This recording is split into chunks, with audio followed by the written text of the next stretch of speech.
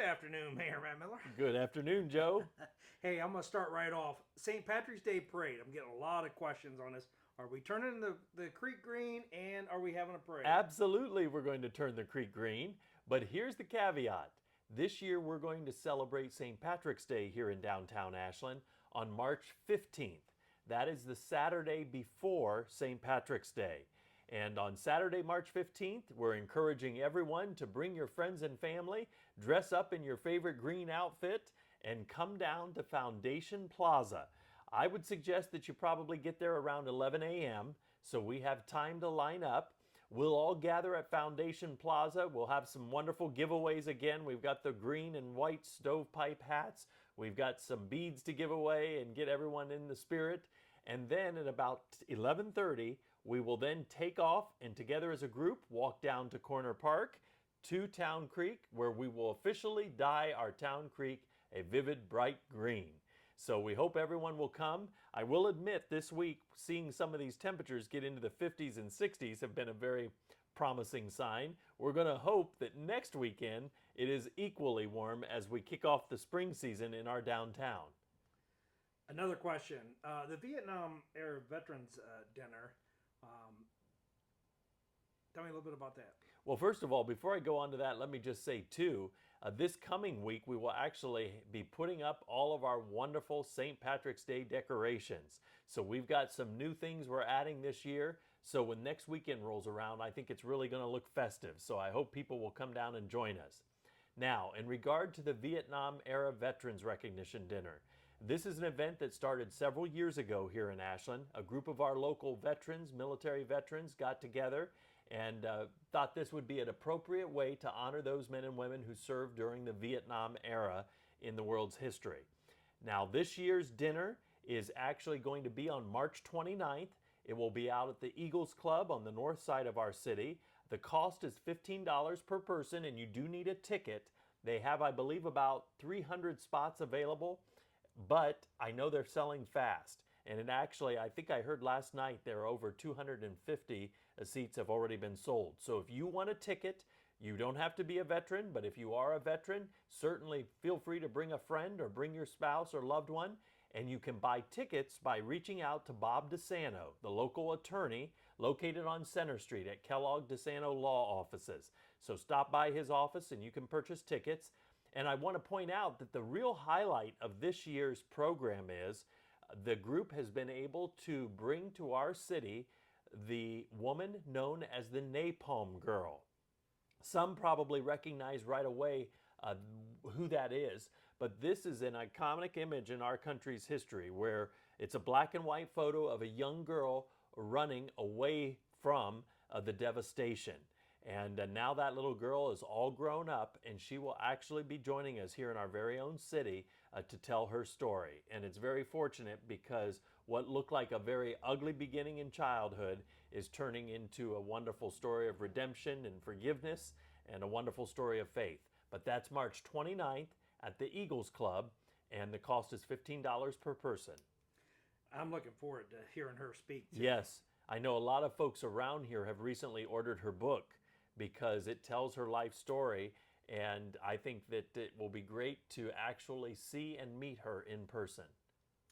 Next question is the Lincoln School property. Can we talk about Yes, absolutely. So some folks may not even know what we're talking about when we talk about the Lincoln School property, but it wasn't that long ago, before all of our new school facilities were constructed, when we had a school on the north side of town on 11th Street that was named the Lincoln Elementary School. A lot of the teachers are still in our area, and a lot of our folks actually remember going to that elementary school. Well, when the new structures were built, the new school buildings were built, that building was one that was torn down, vacated and torn down. Well, the thing that resulted because of that action was there was no longer a playground on the north side of the city in that neighborhood. When the school stood there, when the elementary school stood there, there was playground equipment, there was kind of a park-like setting, but when the school went away, all the playground went away. Well, the people in that neighborhood didn't go away, and all the young children. But now there's no place for them to go to enjoy playground equipment or enjoy some picnic with their family.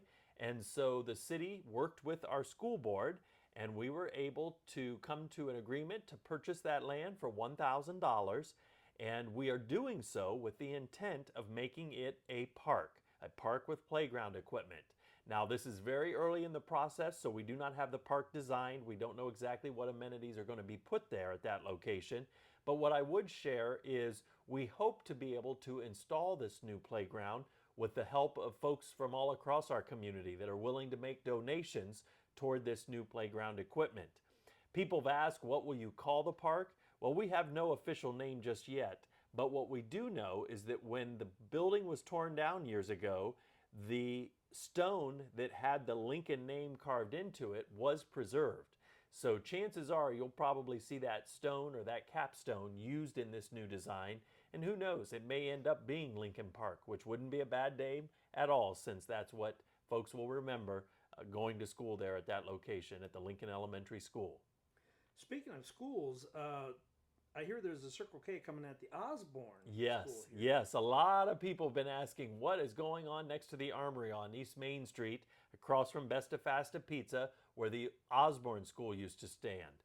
Well, if you don't remember, it wasn't that long ago that the city schools, after removing Osborne School, put that land up for public auction. At the auction, there were a number of bidders, but the winning bid went to a developer out of Cleveland. And now, fast forward a few years later, and what people are seeing happen right now at the site is a lot of the old trees are being cleared, and that is in preparation for a new Circle K. Now, I know we already have 2 Circle Ks, but this is privately owned land, and it is zoned appropriately for that area, so it would allow for a convenience store filling station, and that's what you're going to see there. And of course, when that Circle K would be constructed, the other one that's just down the street there on East Main Street would most likely go away, but it is expected to be underway here very soon. The property across from Dairy Queen, where the Yes, caved in, where the sinkhole was. The sinkhole. Yes, a lot of people are seeing all the construction activity and wonder what's up there. Well, the bad news is it's not a new restaurant, because a lot of people are asking if there's going to be a new restaurant go there. So no new restaurant, but what is happening is the construction workers are building a concrete culvert under East Main Street there. The problem was those sinkholes were starting to form because the old one was the impact of all of this rain and this water going down the creek had eroded all around the culvert that was in place, and now it's time to replace it. Now, when that is done, when that culvert is actually installed, the finishing process will involve reseeding all that area.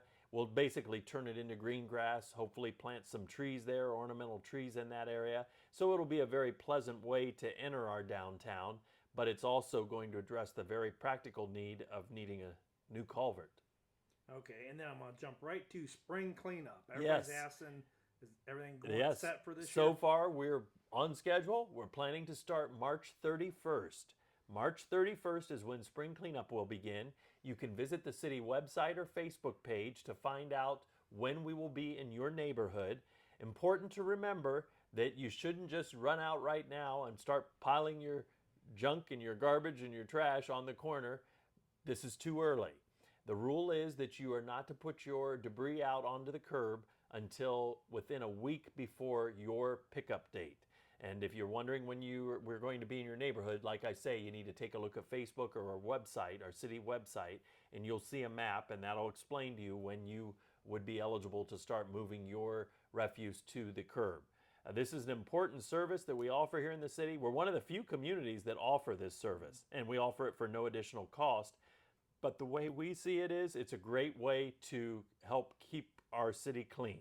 Our thought is that if you keep putting that stuff on your curb, you won't be piling it in your backyard and your neighbors won't be unhappy with you. So use this time wisely, because it is a free service and it allows you to clean up your properties, and hopefully maybe in a few people will find a treasure. Speaking of spring, the street paving program is getting ready. It is. We will be going to bid here very soon. This year we expect, if all goes as planned, and always remember that things can change because we don't have a contractor in place yet. So if it should happen to be a case of the price of asphalt goes through the roof or something like that, that could minimize the number of streets we can resurface. But if all the engineers' estimates are accurate, we're hoping to be able to put new asphalt on upwards of 72 streets all around the city, in every ward, in every neighborhood. The complete list I know I put up on my Facebook page, and I'm sure you could probably find that on the city Facebook page, but if not, take a look at mine, Matt Miller for Ashland, and scroll through the last several posts, and I believe you will be able to take a close look at which of the streets here in the city we're expecting to resurface this year. We're hoping the contractor gets started earlier than they have in the last several years. We're expecting to spend more than $2 million on new asphalt. And I've said it during my State of the City address. I believe at this point we have roughly around 330 streets maybe in the city, and we've already done well over 225. So we're making great progress on getting these streets up to a good passable condition. I will say though, and many of you have probably already seen this and noticed it, I've been having conversations with our street department and our city engineer because this past winter was very, very devastating for a lot of our new pavement. Even in my own neighborhood, we just had got our street resurfaced several years ago and it was in great shape. But this winter, it's starting to heave because of the real cold temperatures and then the warm temperatures and the rainwater and the snow and everything else. And that's a little disheartening because, as you know, we spend a lot of money to keep these streets up, and we expect them to last somewhere between probably 10 to 15 years before we have to come through and resurface. And yet with the weather conditions as they've been, some of this new pavement is really compromised. But we'll just continue to address it and do our best to keep these streets in good passable condition. Last but not least, the Pump House District. I hear there's an Yes. update. Well, you know the Pump House District. We talk about it all the time on your interviews, Joe. March 17th is when we expect the contractor to begin removing the railroad tracks that are on the back side of where the old Myers factory stood. So that's right behind the green space. These tracks actually cross Union Street there by Johnson Auto Body. We plan to remove those. We got about $1 million grant from the state of Ohio to remove those. So you'll see that work begin probably on St. Patrick's Day or the week of St. Patrick's Day. And we are finalizing all of the other different components of that project. So we are hoping to see dirt being moved this year on the Pump House District or at the Pump House District. The hotel, I think this week I heard that the electric work was being done to upgrade the electric perhaps. There was some work being done on some of the, let me think, I think it was a water line in the basement of the pump house. So we are making progress, and hopefully though it soon becomes visible to everyone driving by. Well, thank you, Matt. I appreciate it as always. Thanks for everything that you're doing. Very good. And let me just say, I have had, Joe, a lot of folks ask me what's going on at Montgomery School, the old Montgomery School site out on 250, out by Goasis. And I'll be honest with you, as far as I know, I don't think there is anything going on out there. There is a chain restaurant. It's not Chick-fil-A, but maybe it serves butter burgers and perhaps cheese curds that is looking at a location out on the 250 corridor, but it's not that location. So if you're seeing activity out there, I don't know what that would be in regard to. I do know that there's a developer that is in the process of purchasing land out there for retail development, but otherwise, I don't know what people might be seeing out there in Montgomery, at the Montgomery School site, because as far as I know, there's nothing moving forward at this time.